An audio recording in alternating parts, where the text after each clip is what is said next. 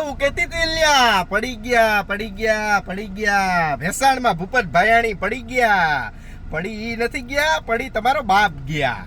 શું ધારાસભ્યમાંથી જિલ્લા પંચાયતની ભારતીય જનતા પાર્ટીએ ટિકિટ દીધી એટલે ઓલી હરેશ સાવલિયાની લુખ્ખી ડાળીઓ એવું કહેતી હતી કે ભાયાણી ગયા, પડી ગયા. એ તમારા બાપુજીને પાડવાના છે. આમ આદમી પાર્ટીનો મિત્રો જે રીતના આવડાવે ઉદય કરાવ્યો ભૂપત ભાયાણીના રાજીનામા પછી આમ આદમી પાર્ટીને ગુજરાત અને ખાસ કરી વિસાવદરથી ગુજરાત અને સૌરાષ્ટ્ર આખું ઓળખવા માંડ્યું. ભૂપત ભાયાણીનું રાજીનામું, હરેશ સાવલિયાની સાથ સહકાર અને ગોપાલ ઇટાલિયાનો વિજય. સમજી ગયા? બાકી ગોપાલનું આખું ખાનદાન આવે ને તો 27માં આવી જાય જો ખબર પડે. એ તો બનીભાઈ જેલમાં હતા ત્યારે. સમજી ગયા? અને ગોપાલ કેના પારણિયામાં ઝૂલે છે ને અત્યારે કાંઈ નથી કેવું. અત્યારે કેવું ને તોય તમે ગાયરું દેવ, ચૂંટણી પતી જવા દો. એટલે ભેસાણ વિસાવદર અને આજુબાજુના ગામડાની અંદર ભૂપત ભાયાણીનો ઉદય થાય છે અને તમામ હાવેણા ભાંગી નાખવાના છે. ગમે એ પક્ષમાં હોય આપણે માણસને સમર્થન કરીએ છીએ. એટલે ભૂપત ભાયાણીને કચાવીને મતદાન કરજો.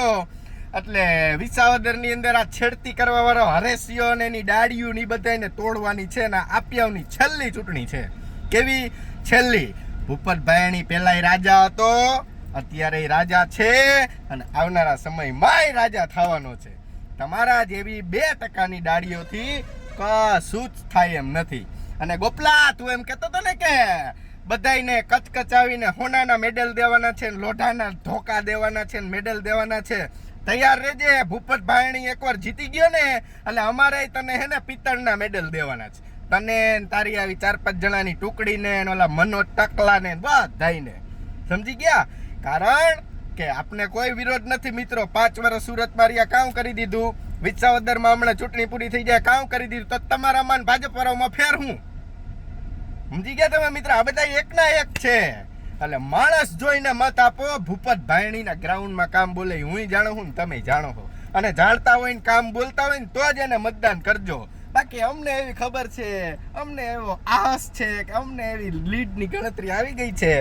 ભૂપત ભાયાણી ભેસાણ જિલ્લા પંચાયત જીતે છે અને 2027માં વિસાવદરની અંદર ભારતીય જનતા પાર્ટીમાંથી લડશે તો ભારતીય જનતા પાર્ટી પણ 1000% જીતશે. માટે પડી ગયા નહીં. નવી ગાડી લીધી ભૂપતભાઈએ. હા, આ ગાડીમાં બેસાડીને હલવાના છે અને ભાયાણીને ચિત્તાને પાછો મોર કરવાનો છે. જય સરદાર, જય પાટીદાર.